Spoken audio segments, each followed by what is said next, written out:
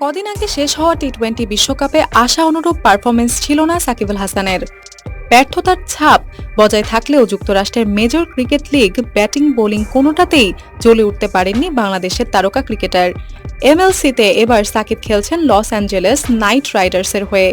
Dallas grand Prairie স্টেডিয়ামে আজ Texas super কিংসের বিপক্ষে শুরু হয় নাইট রাইডার্সের মিশন। শুরুর ম্যাচেই জ্বলে উঠতে পারেনি অলরাউন্ডার সাকিব। দারুণ শুরুর ইঙ্গিত দিয়েও ইনিংস লম্বা করতে ব্যর্থ হয়েছেন। ১৩ বলে ৩-৪-এ ১৮ করেছেন।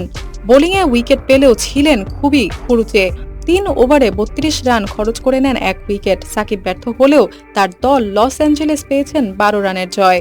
১৬৩ রানের লক্ষ্যে নেমে ৮.৪ ওভারে ১ উইকেটে ৬৪ রানে পৌঁছে যায় টেক্সাস সুপার কিংস।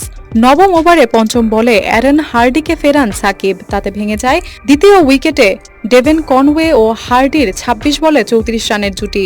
হার্ডি কাট শট খেলতে গিয়ে লস অ্যাঞ্জেলেস উইকেট রক্ষক উন্মুক্ত চাঁদের তালুবন্দী হয়েছেন। তৃতীয় উইকেটে কনওয়ে ও জশুয়া ট্রম্প করেন ২৭ বলে ৩৮ রানের জুটি। ১৪তম ওভারের দ্বিতীয় বলে কনওয়েকে বোল্ড করে জুটি ভাঙেন আলী খান। ৩৯ বলে ৪-৪ ও ২ ছক্কায় ৫৩ রান করেন কনওয়ে। এরপরেই তাসের ঘরের মতো ভেঙে পড়তে থাকে টেক্সাসের ইনিংস। নির্ধারিত ২০ ওভারে ৮ উইকেটে ১৫০ রানে আটকে যায় তারা। ম্যাচ সেরা হয়েছেন লস অ্যাঞ্জেলেসের পেসার আলী খান। ৪ ওভারে ৩৩ রানে নেন ৪ উইকেট। টস জিতে ফিল্ডিংয়ের সিদ্ধান্ত নেন টেক্সাস অধিনায়ক ফাফ ডুপ্লেসিস।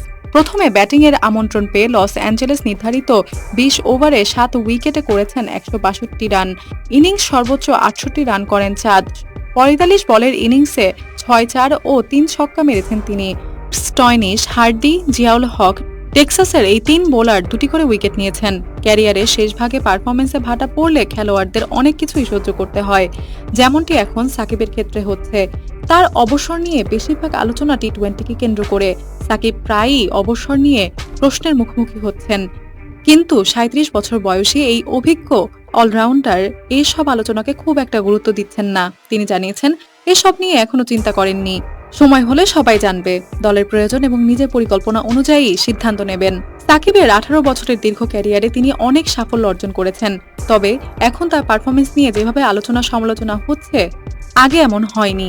তার ব্যাটিং বা বোলিং নিয়ে আগে প্রশ্ন ওঠেনি, কিন্তু এখন অনেকদিন হলো তার ব্যাটে রান নেই এবং বোলিংয়ে তেমন কোনো কার্যকর ভূমিকা রাখতে পারছেন না।